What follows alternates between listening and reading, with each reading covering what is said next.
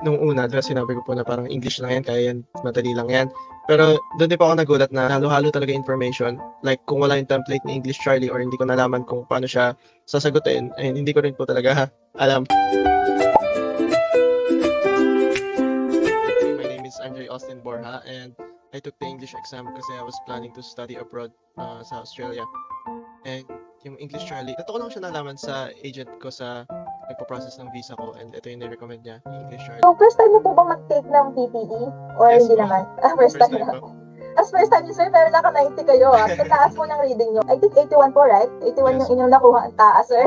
Pati na las perfect lahat na yung 90 na po lahat ng ating mga module. So, congratulations po again. Thank you So, po. kamusta po, sir, yung overall experience niyo during the exam? It was good naman po. Buti na lang na ni English Charlie yung once na nag-take ka ng exam, yung mga notebook, kailangan mo i-check, yung bawat headset i-check, and then yung, Yes. especially yung sa surroundings na environment kasi may background noise talaga naririnig yung mga katabi mo. Ano po yung mga tips niyo? Sa speaking po muna tayo, ano pong tips ang maibibigay niyo?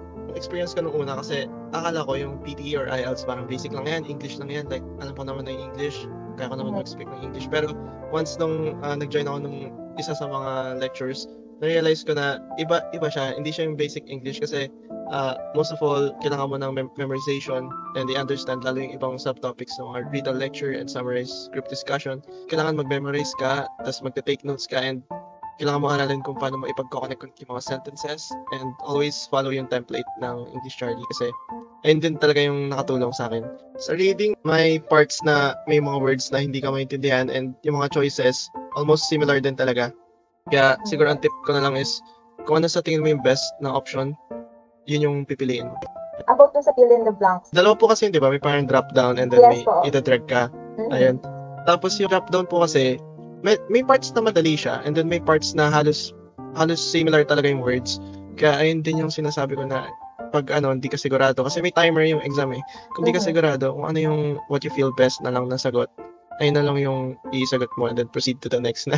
And then yung sa naman, parang medyo overwhelming yung drag and drop mo siya. Pero okay naman. Like once na i-drag mo, try mo lang basahin na kung tama ba yung tunog ng sentence, kung okay ba siya pakinggan.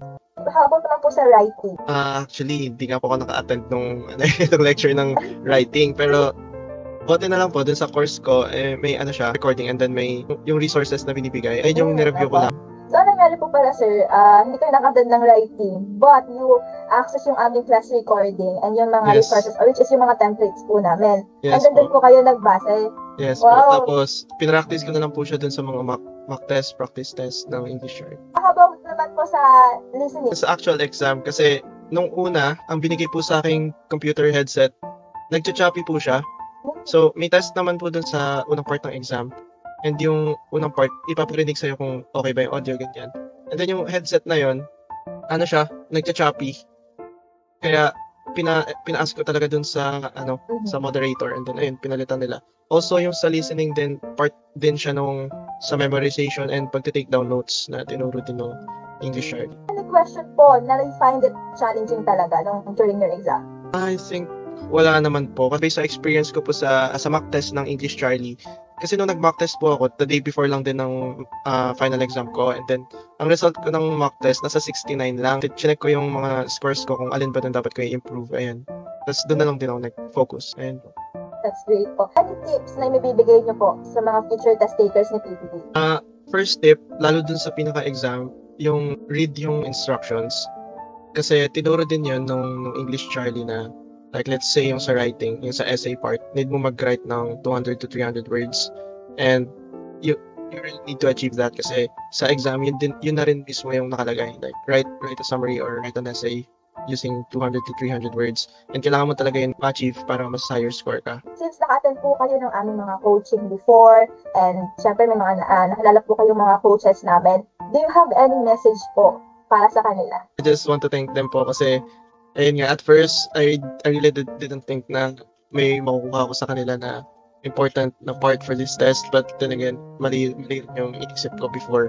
And nakatulong talaga sila lang yung mga coaches. And also, pinapatry din kasi nila sa amin, like during the live session, nagpapatry sila ng examples sa mga students. And yun, somehow sumasagot din ako doon, nagpa-participate ako, and then nag-give talaga sila ng feedback para ma-improve mo agad yung kailangan mo pang i-improve. So, thank you so much, sir. And hopefully po ay maano na po niyo yung goal niyo for student visa. Thank you po.